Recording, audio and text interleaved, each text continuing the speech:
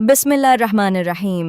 अस्सलामुअलैकुम। वो लम्हा आ पहुंचा है जिसका सबको शिद्दत से इंतज़ार था। वो खौफनाक हमला जो हर दिल में तशवीश पैदा किए हुए था, अब हो चुका है। रूस ने यूक्रेन पर तारीख का सबसे बड़ा और ज़बरदस्त हमला किया है, जिसमें 407 खुदकश ड्रोन्स, 38 क्रूज़ मिसाइल्स और 6 बैलिस्टिक मिसाइल्स इस्तेमाल किए गए हैं। इन हथियारों ने यूक्रेन के मुख्तलिफ शहरों को शदीद नुकसान पहुंचाया है। रूस ने खुद तस्लीम किया है कि ये महज एक ट्रायल या आजमाइशी हमला था। अब असल हमलों की एक कड़ी शुरू होने वाली है और वो इतने शदीद और वसी होंगे कि उनका अंदाज़ा लगाना मुश्किल है। अगर चैनल पर न्यू हैं तो चैनल को सब्सक्राइब कीजिए और वीडियो को लाइक कीजिए। आपकी सपोर्ट हमारे लिए बहुत अहम है।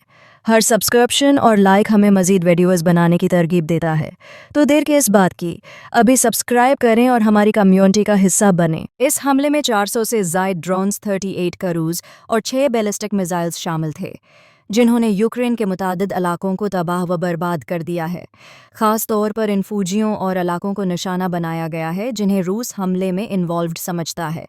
रूसी हुकाम का कहना है कि हमले जारी रहेंगे और वो मज़ीद मिसाइल्स और हथियार तैयार रखे हैं ताकि दुश्मन पर दबाव बढ़ाया जा सके।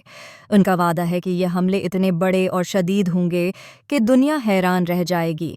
यूक्रेन के सदर ज़ेलेंस्की ने कहा है कि इस हमले ने उनके मुल्क की ज़मीन को हिलाकर रख दिया है। उन्होंने अमेरिका से मदद की अपील की थी, मगर यह हमला तौक़ा से कहीं ज़्यादा बड़ा और ताकतवर है। रूसी हुकाम का मौक़िफ़ है कि हमले आम शहरियों के ख़िलाफ़ नहीं बल्कि फ़ौजी और उन अफ़राद के ख़िलाफ़ किए गए हैं जो हमलों में इन्वॉल्व्ड थे। ये अब तक का सबसे बड़ा हमला है और अभी असल हमले शुरू होने वाले हैं। यूक्रेन में हंगामी हालत नाफिज है और सूरत-ए-हाल इंतहाई कशीदा है। कई शहर तबाह हो चुके हैं, फ़ौजी अहदाफ को निशाना बनाया गया है और रूसी फ़ौज को हुक्म दिया गया है कि हमले जारी रखे।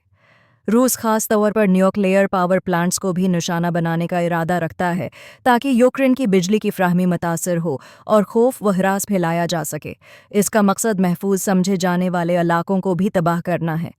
अमेरिका की जानिब से यूक्रेन को फ्राहम करदा दिफाई निज़ाम नाकाम हो चुके हैं।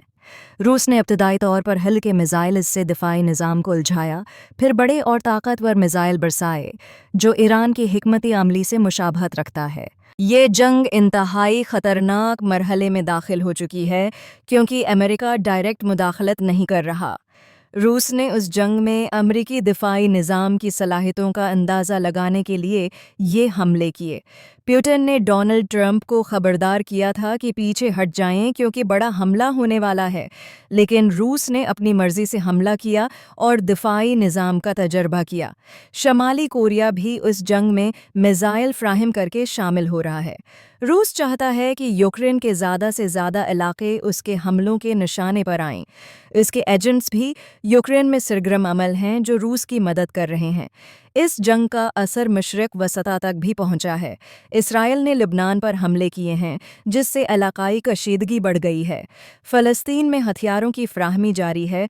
ईरान के तैयार करदा ड्रोन्स ने अमरीकी दिफाई निज़ाम को चैलेंज किया है, जो अमेरिका के लिए तशवीशनाक बात है।